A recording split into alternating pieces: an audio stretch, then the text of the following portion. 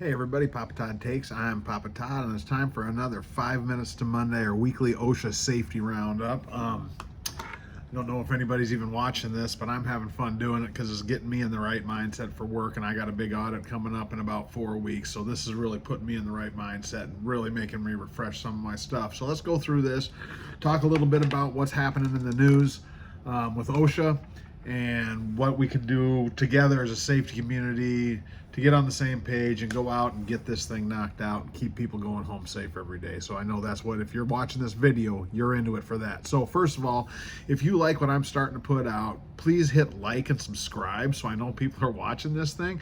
I got a pretty good idea for what I'm going to develop for this page. I'm going to develop an overall thing. I need to get several videos together first before I lay it out, but it's going to be basically a go-to OSHA school, so to speak. We're going to start off with a little bit about what are the top enforcement actions by OSHA.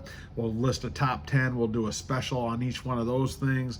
And then we'll talk about maybe a little bit about me, how I got into safety, some general safety culture stuff, what to expect when OSHA comes knocking at the door. And then what I want to do is I want to pull out 29 CFR 1910, OSHA's general industry standard, and start going through it standard by standard by standard, creating two things. One, a little safety lesson. If you're new to safety, there's a lot of people in smaller businesses, guys, that just kind of get assigned safety and they don't have any formal training in it. So this is going to be just a quick roundup. These are the big things that OSHA is looking for when they come in. And then maybe some shorter videos on a little checklist. This week, go out and let's check this. And these are the things to look at on your shop floor to make things are safe. I think if we do something like that, it can be a quick how-to for somebody. Somebody gets assigned, you can assign them those things and they'll go through it. So that's my plan going forward. So again, I hope you guys like this, and I hope some of this takes off. So the week I'm talking about here is OSHA's roundup for August 1st through August 7th of 2026. There wasn't really any new enforcement actions that came out this week. Pretty quiet week. It remains that wood pulp incident where 2 young kids died from a chemical release.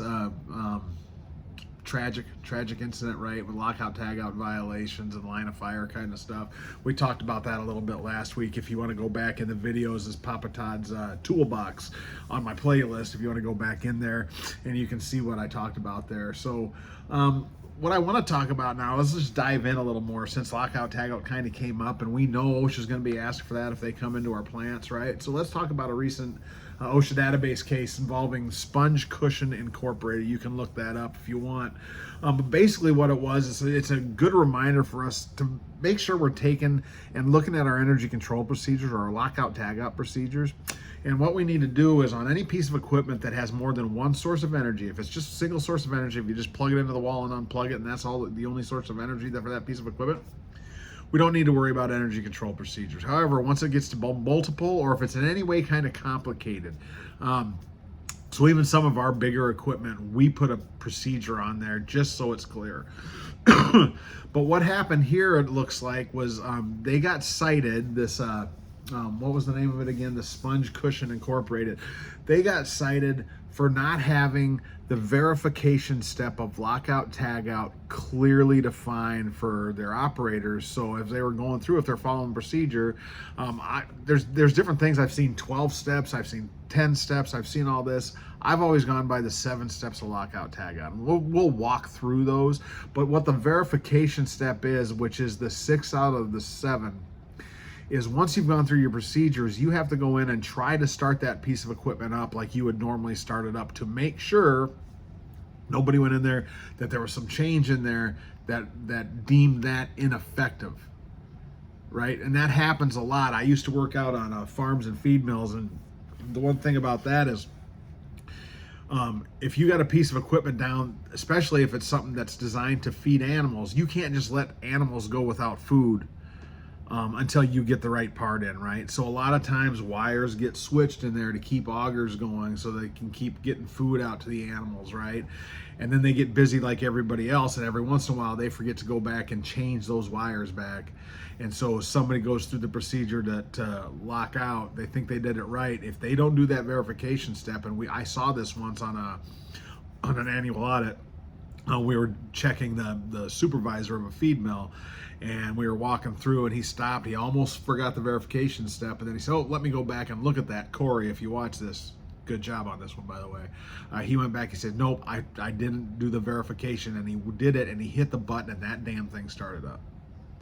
And that exact scenario had played out. So verification is a very important step, if not the most important step, to make sure that that was done correctly. So we'll talk about that here a little bit more in a few seconds.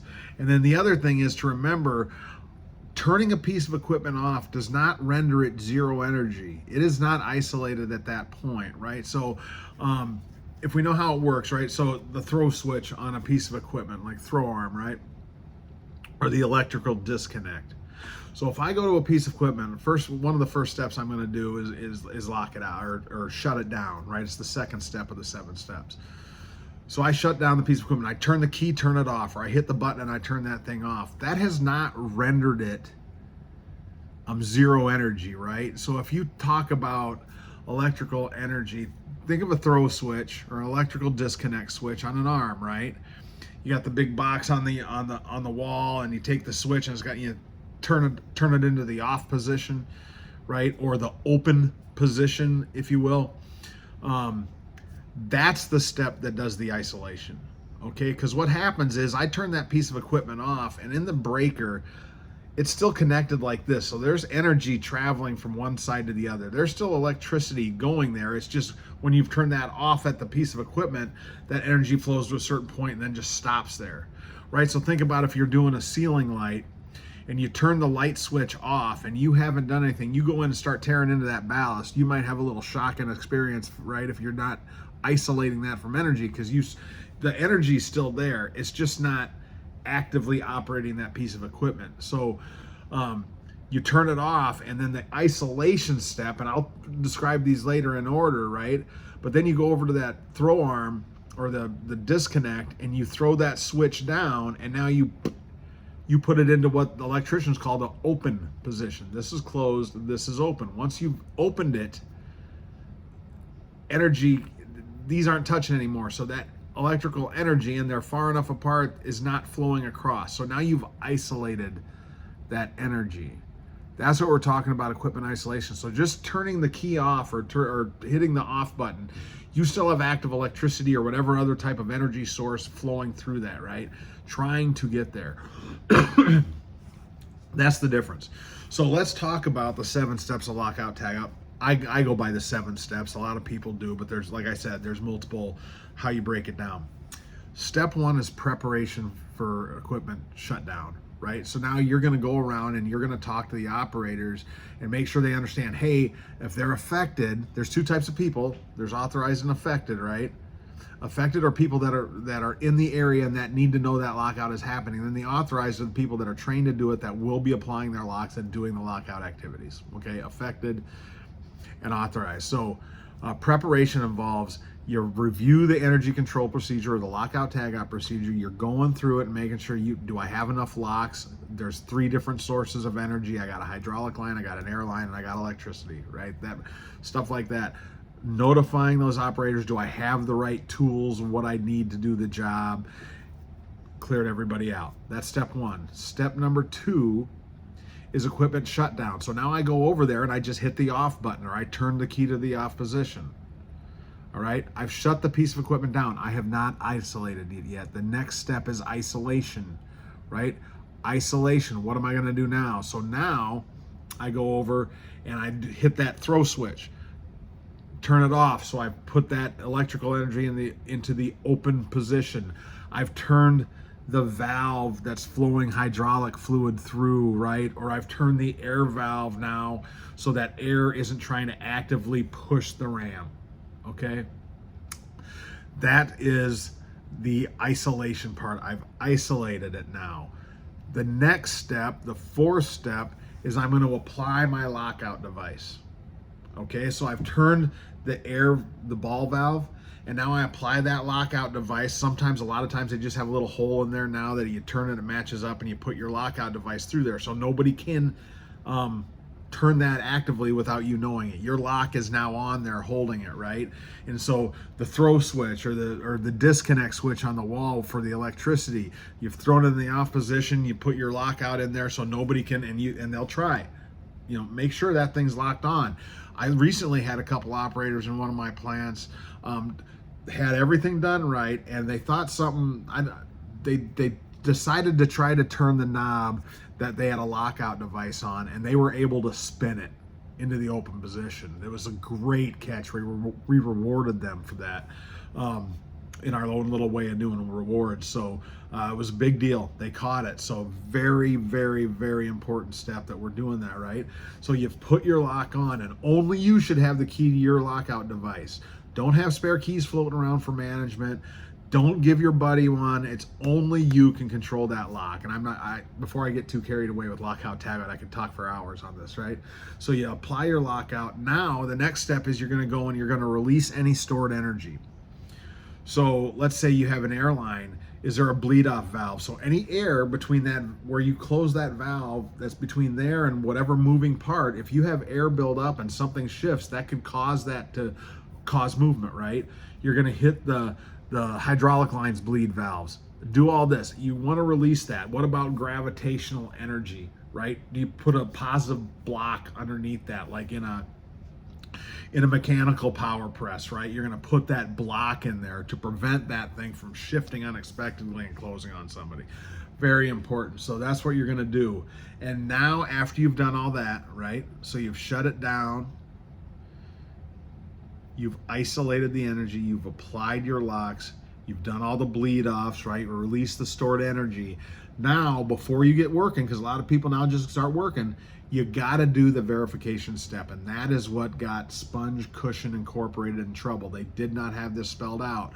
What you need to do is tell them you got to go to the controls and hit on, or go to whatever procedure there is to start that thing up normally and try to start it and make sure nothing starts up. If that passes the test, now you can start working on it. Those are your 7 steps. Well, those are 6 steps. Now, when it's all said and done, you got to remove all your tools, make sure everybody in the area is notified that you're going to be starting to back up. Make sure all the guards are back in place and fully anchored and fully put in there the way they're supposed to be, and now you can go ahead and start it back up. Those are your 7 steps of lockout. So back to the verification a little bit more, right? So I wrote a few things down so I didn't skip over them. If you're new to this, these are things for you to jot down. 1, try to start the thing up. If you have electrical energy going on, if you have an electrical meter, make sure you grab that and use it to make sure there's no electricity still going in there, and do the live test, right? Where you take the meter, you try it on a live outlet. Okay, yep, it measures live. Now I go to one that I know is dead, test it, it's dead. Okay, nothing's registering.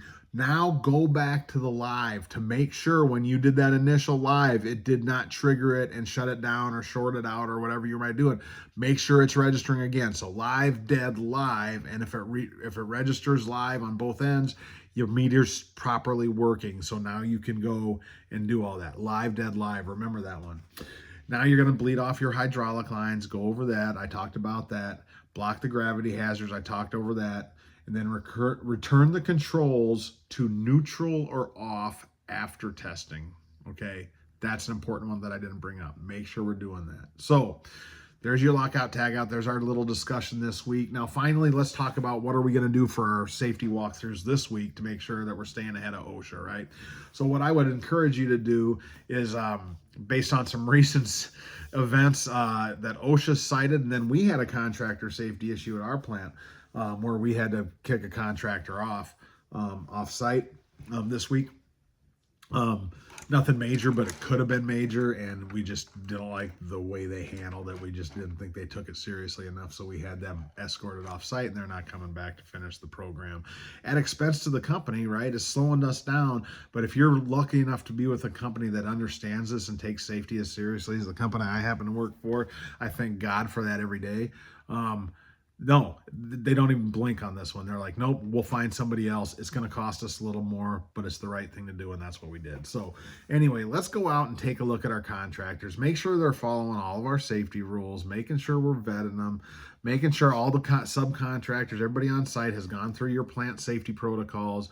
What rules do you go by? Make sure they're following. If they're in a general industry facility doing work, make sure they're following the general industry standard, because one of the things that you'll slip by you is they go by a 6-foot fall protection rule in construction, but once they're in your facility and you're responsible for them, that 4-foot general industry fall protection standard kicks in. So be aware of that. But to stay on point this week, let's focus on their lockout tagout. Make sure they understand lockout tagout. Are they doing lockout tagout correctly? Have they reviewed your program? Have you had a chance to review theirs? And do they mesh? Do they meet the same things? And if there's things that conflict, sometimes contractors have their own color of locks and your facility uses a different color.